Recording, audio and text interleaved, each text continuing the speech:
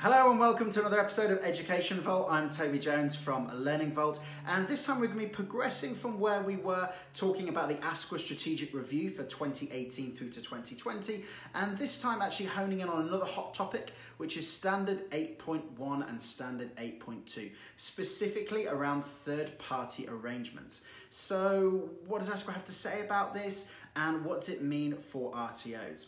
Well, ASQA have said themselves that they advise that it is an explicit requirement of the standards that your RTO notify them within 30 days of entering a written agreement with another organisation for the delivery of services.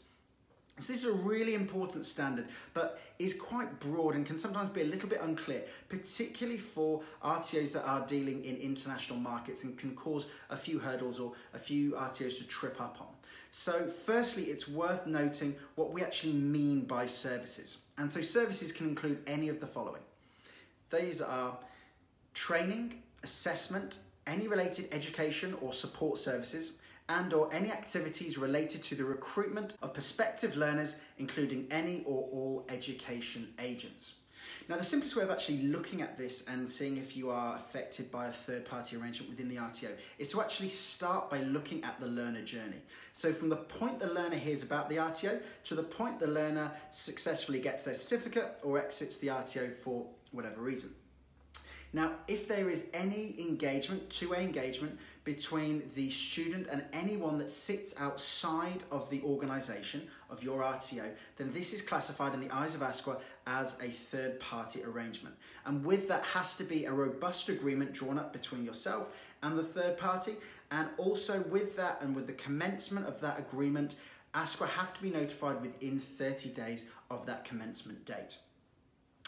So what are the areas where RTOs are actually tripping up?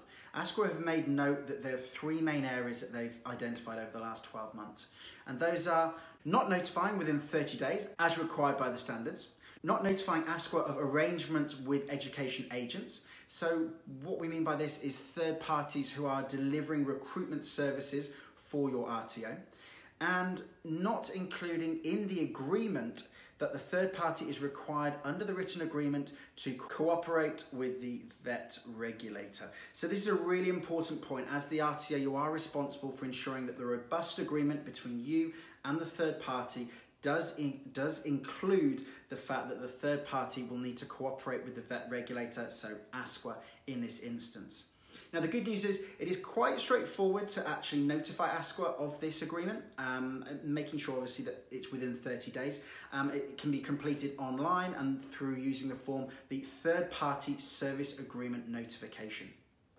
The other good news is that there is no cost for this, and it's not a 500-page document that you need a legal mind to navigate through in order to complete it.